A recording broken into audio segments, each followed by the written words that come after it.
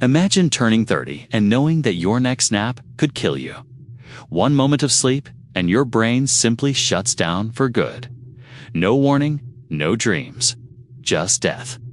In this twisted world, sleep isn't a luxury, it's a lethal trap. Society is now ruled by the young. Productivity peaks before your third decade, and the greatest threat to humanity isn't war or disease. It's the one thing your body needs most: rest. Sleep, once considered essential, restorative, even sacred, has become the deadliest danger on Earth.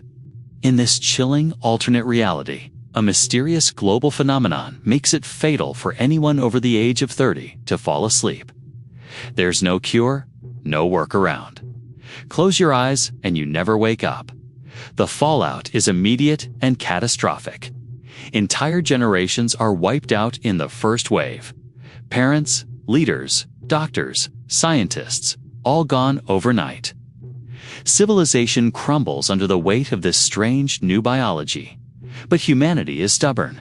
It doesn't surrender easily.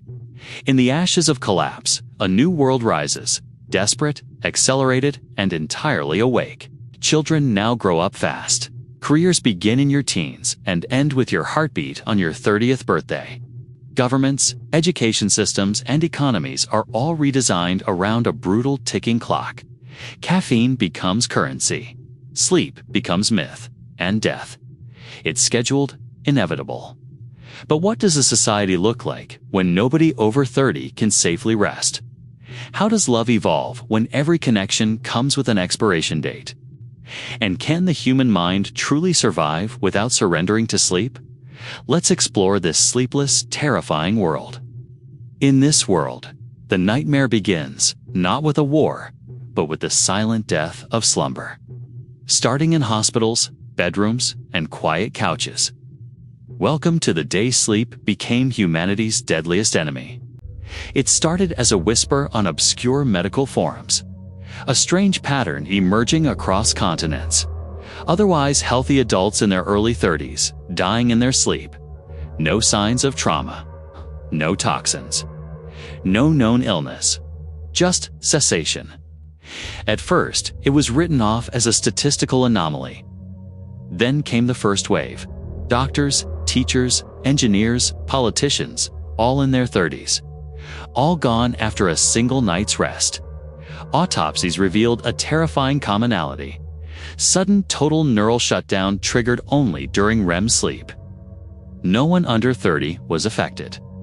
No one over 30 survived it. Panic erupted. News outlets initially dismissed the connection, but the death toll skyrocketed. Governments couldn't hide it anymore. The truth hit like a nuclear bomb. If you were over 30, sleep could and would kill you. The result? Mass hysteria. Hospitals overflowed with patients afraid to sleep. Entire office floors collapsed as employees died at their desks during power naps.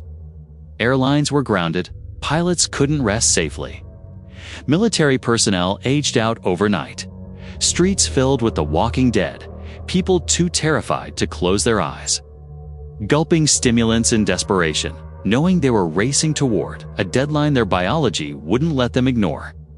By the time world leaders convened an emergency global summit, most of them were already gone.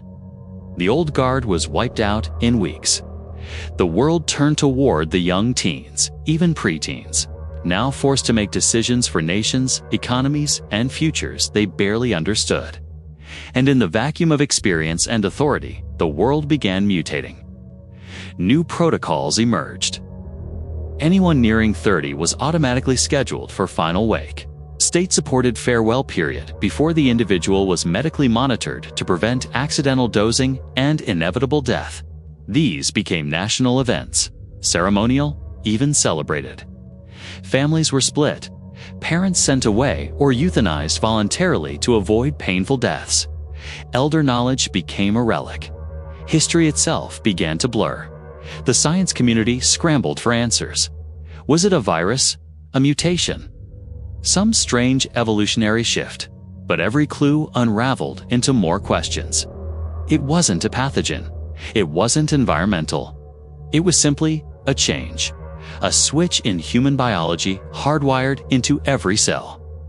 After age 30, sleep triggered terminal shutdown, full stop.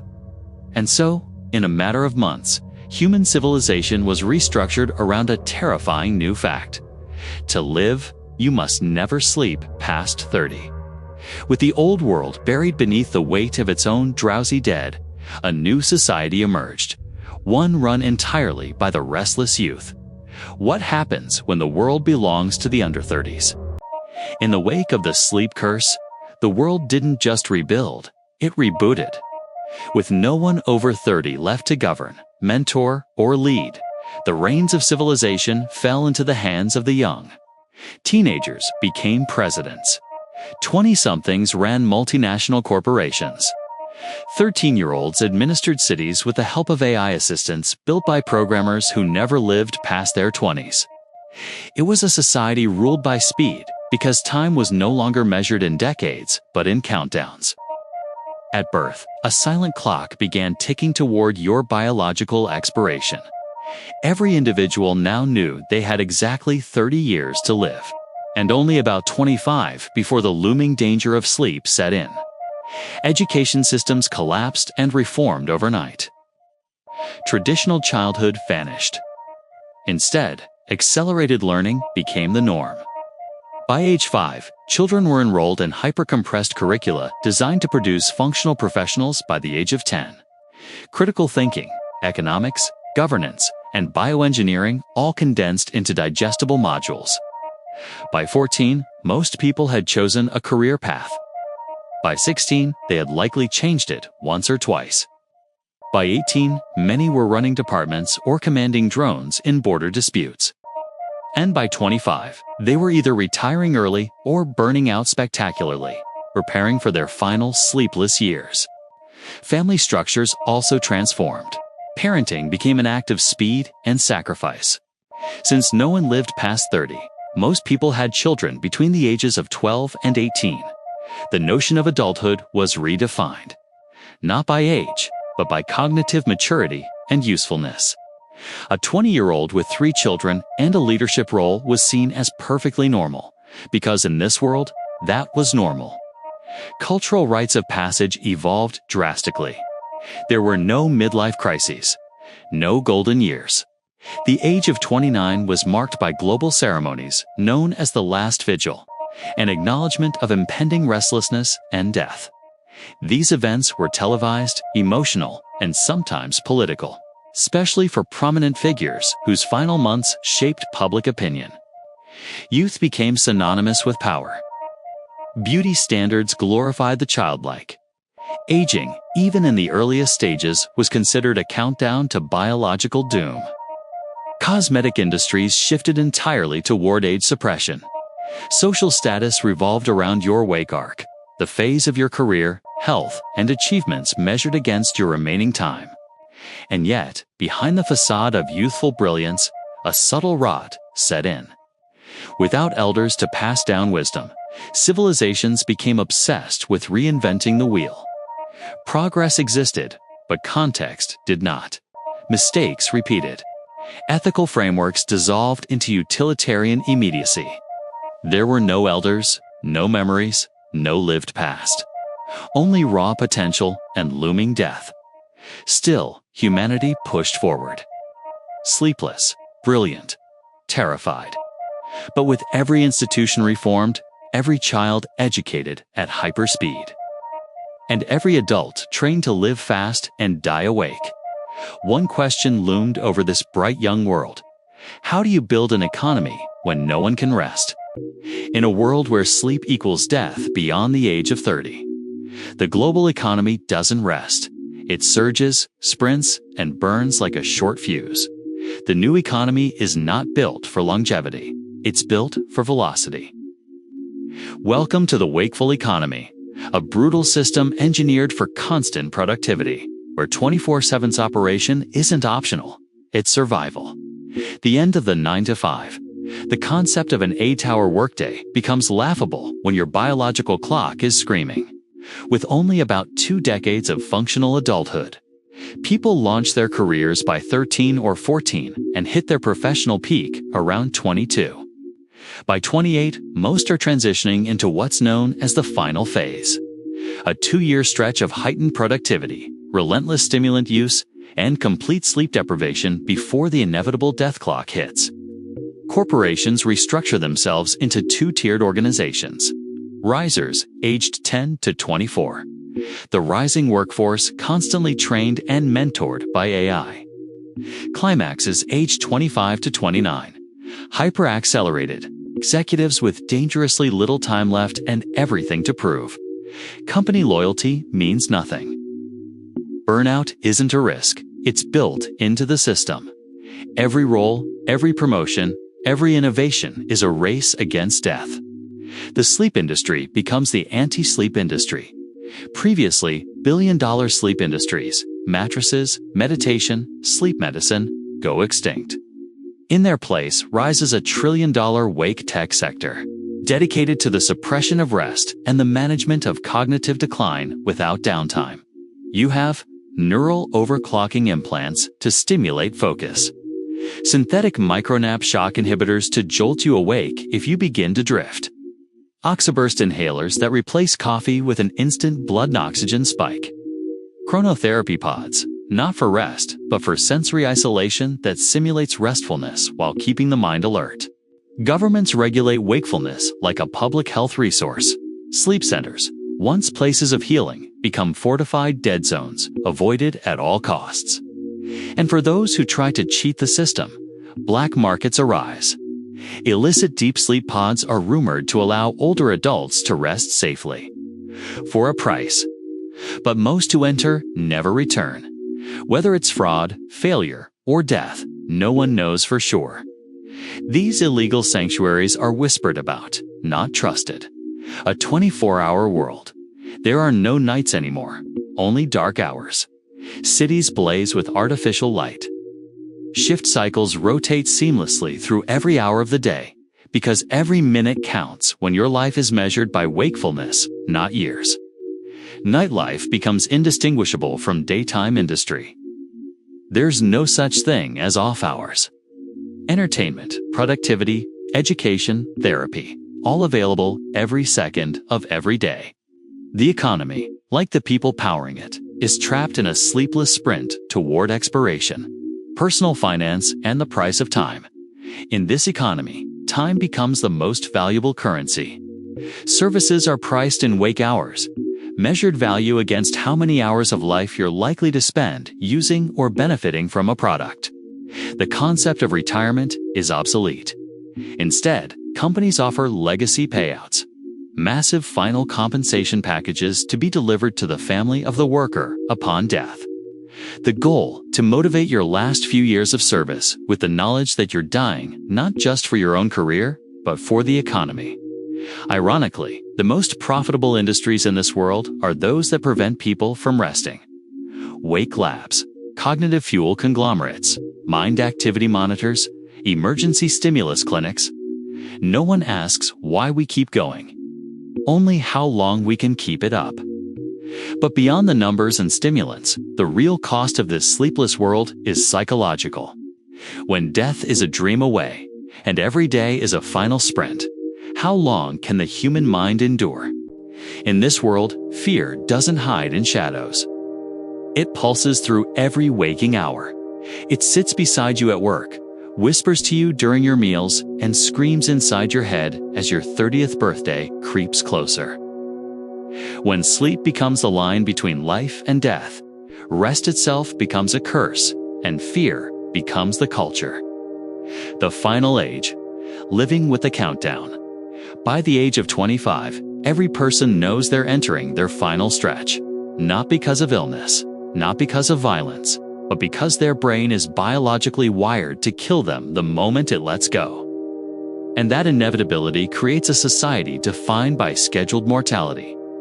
There are no senior citizens, no graceful aging, no elderly wisdom. Instead, there is the transition age, the last 5 years of life where citizens are honored, feared, and often pitied. These individuals are celebrated like ticking time bombs. vital, intense, and utterly fragile. Friends disappear overnight. Coworkers vanish mid-meeting. Death becomes normalized, even expected. Birthday parties for those nearing 30 feel more like funerals. People write their own eulogies in advance. Some host farewell performances, speeches, or memory vault downloads to pass on what little legacy they can. Emotional burnout and the loss of intimacy. Romantic relationships flourish fast, but burn out hard. Why build a life with someone when you know one of you may be gone in a few years?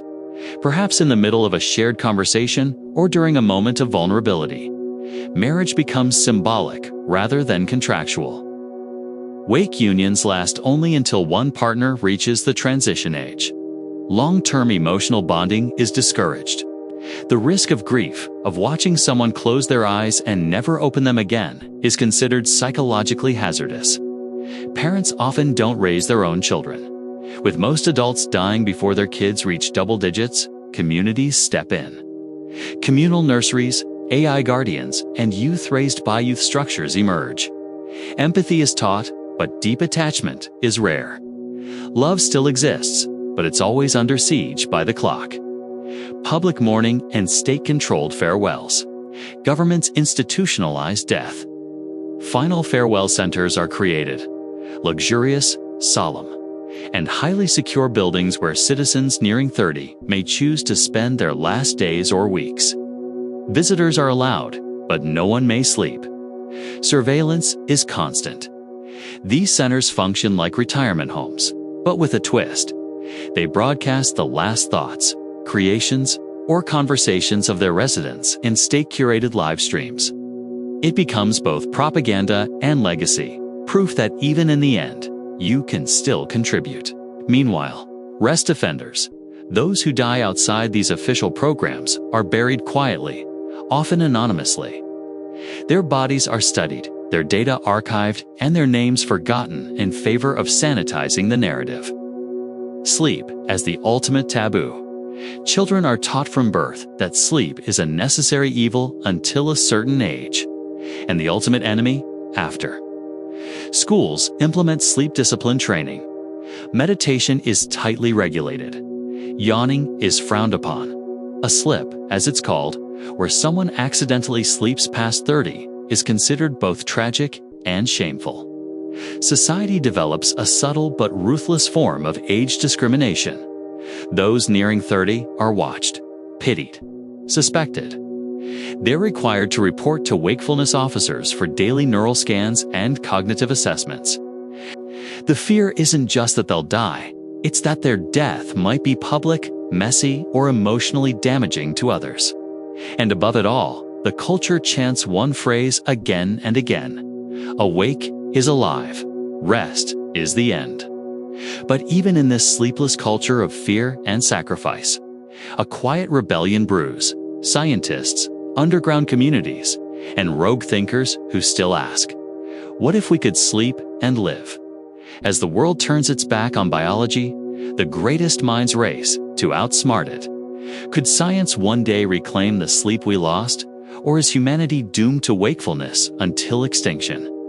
From the moment sleep became fatal for those over 30, the war against biology began. Scientists around the world, many of them mere teenagers, threw themselves into the greatest challenge humanity had ever faced: breaking the body's death-sleep trigger. And yet, despite decades of research compressed into a handful of frenzied years, the answer remained elusive. A race against the body itself. It wasn't a virus. It wasn't a parasite. It was something deeper, a systemic reprogramming at the genetic level. Upon reaching the age of 30, a switch within the hypothalamus activates a neurological cascade. The next time the body enters REM sleep, the brain initiates a complete shutdown of all higher-order functions. Not a coma. Not unconsciousness. Actual death. Early studies attempted to disrupt this response chemically with neural inhibitors and aggressive stimulant regimens. But nothing worked. Delaying sleep could only buy time. It couldn't undo the mechanism. Gene therapy was the next frontier. Biolabs experimented on cloned human cells, even test subjects under government sanction. These therapies offered faint hope, delaying the age of sleep fatality from 30 to 31 in rare cases, but the cost was high. Neural damage, hallucinations, emotional flattening, and even total psychotic breaks. In the end, the cure was worse than the curse. As official science struggled, others turned to more desperate means. Underground sleep clinics emerged, hidden beneath abandoned malls, in repurposed subway tunnels, or floating offshore. These outlaw facilities promised what no legal institution could: safe sleep past 30. Some claimed to use cryogenic stasis. Others sold unverified biochemical cocktails said to suppress the death cascade. Some even offered radical surgical procedures: full-brain sensory decoupling, temporary REM blockades, or transplanting juvenile pineal glands into adult hosts. But the outcomes were always the same. Best-case scenario: the patient stays awake, unchanged. Worst-case scenario: they fall asleep and never wake up, just as predicted. These failures only fed the mythos. A black market documentary series called Dreamers Among Us claimed that a handful of people had survived sleep after 30, but none were ever found. Were they dead? Were they hunted? Or were they silenced? An AI-driven consciousness transfer. One of the most radical approaches came from the neuro-AI fields. Don't fix the body, escape it. Projects were launched to digitally map a human consciousness and upload it into a non-biological system. The idea: before the 30-year sleep trigger activates, the mind is scanned, replicated, and redeployed into an artificial host, one that doesn't require sleep. Early attempts were horrifying. Fragmented personalities, distorted memories, corrupted files. But over time, the process improved. Partial consciousness transfers became common among world leaders, who governed in limited digital simulations after their biological expiration. These post-30 AI entities were no longer considered human, though. They were treated as echoes, respected, feared, but never fully trusted. They couldn't parent, they couldn't vote. They weren't counted among the living. And yet, many clung to the hope that one day the echoes might discover what the living could not: how to rest without dying. Not everyone wanted a cure. A powerful social movement known as the Awake Purity Front emerged, arguing that the new human condition should be embraced. They believed that sleep was a relic of a weaker past, and that humanity was evolving into something greater, something truly tireless. They opposed sleep research, vandalized clinics, and persecuted those seeking the cure. For them, sleeping after 30 wasn't just dangerous. It was betrayal. On the other side, the Rest Liberation Movement, a decentralized group of scientists, philosophers, and spiritualists, believed that rest was a right, that without dreams, humanity was losing its soul. They believed the curse was reversible, and that the only thing more dangerous than death was eternal wakefulness. As the battle between biology and science rages, one truth becomes clear: the world cannot stay awake forever. What kind of future awaits a civilization fueled by fear, haste, and exhaustion? As generations cycle through life faster than ever before, humanity reaches a crossroads. Civilization has adapted to permanent wakefulness, but the cracks are deepening. The human body was never meant to function like this, and the longer society resists nature, the louder the consequences become. Psychological breakdown on a global scale, even with stimulants, implants, and wake-regulating therapies. The human brain begins to degrade. Cognitive function declines sharply in the final years before 30. Paranoia, emotional instability, impulsiveness. These aren't side effects anymore.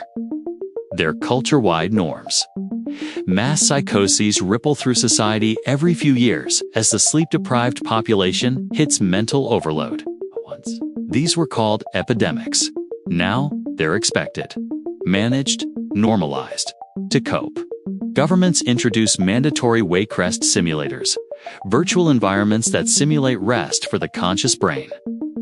Users experience a brief illusion of sleep, memories of dreamlike sequences, emotional resets, but never fully disconnect. These artificial dreams become addictive. Some users lose touch with reality, unable to distinguish between simulation and waking life. And yet, the alternative, true sleep, is still a death sentence for adults. So, the illusion continues. Architecture and cities for the eternally awake. Urban environments evolve into dynamic, always lit spaces. There are no quiet hours, no dark alleys, no off-seasons. Everything operates on temporal zoning. City districts rotate focus between different age groups and purposes, ensuring a continuous economic and social churn. Libraries double as focus chambers. Malls operate as stimulant markets. Even playgrounds have been redesigned with neural relaxation pods. The entire world is built to keep people moving, thinking, doing. Transportation systems integrate wake sensors that prevent passengers from nodding off. Public service announcements pulse through every surface, reminding citizens to stay sharp, stay active, stay alive. The entire planet becomes a humming, glowing machine, relentlessly on. New generations, new norms. Children born into this world never know true sleep as peaceful. From birth, they are taught to distrust fatigue. Cradles are equipped with gentle alert stimulators. Schools operate in segmented microshifts, optimized for constant movement and neural engagement. Storybooks warn of the sleepers, folklore versions of pre-curse humanity, who rested too long and were swallowed by darkness. Heroes in modern media are tireless prodigies who work until their final breath. The concept of rest becomes synonymous with weakness or rebellion. Despite this conditioning, a growing number of children begin to question. In secret forums and encrypted chat systems, they ask, "What does real sleep feel like? Did dreams ever exist? Why must we run from something so natural?" This new generation, the dreamers, aren't scientists or rebels. They're curious. And that curiosity spreads like wildfire. Philosophy of the future is a sleepless life worth living. As the sleepless era stretches on, thinkers begin to ask fundamental questions. What is identity when life is so short and frantic? What is memory without dreams? What is legacy when no one lives long enough to remember? Some embrace nihilism. If nothing lasts, nothing matters. Others cling to purpose, pouring themselves into art, invention, or symbolic rituals of farewell. And some seek transcendence, merging with AI, uploading their minds, or chemically severing emotional connections in their final years to avoid suffering. A few, however, choose something else. They walk away from the cities. They build isolated settlements deep in the wild where surveillance doesn't reach. And there, in darkness, they do the unthinkable. They sleep. No one knows what becomes of them, whether they die peacefully or find a way to live with the sleep curse. But their disappearance sparks a quiet hope that rest might one day return, not as an enemy, but as a birthright. This is the world we've become: brilliant, desperate, sleepless. But the deeper question isn't how we survive without sleep. It's whether survival without rest is really living at all. In this dystopian reality, humanity has conquered many things: poverty, disease, even the boundaries of youth, but lost the one thing that defined its humanity: rest. A simple biological necessity becomes a death sentence. Society adapts, mutates, accelerates. Children raise nations. Teenagers build empires. Adults die before they can rest. And sleep, once a symbol of peace, of healing, of imagination, becomes humanity's most feared predator. We see a world ruled by exhaustion, driven by urgency, and blinded by its own momentum. A civilization that cannot pause, cannot reflect, cannot dream. And so we must ask, what is a world without sleep, without dreams, without peace? Is it progress? Or is it a silent, waking nightmare? Sometimes, the greatest horror isn't a monster or a war. It's the loss of something so basic, so intimate, that we don't realize how essential it was until it's fatal.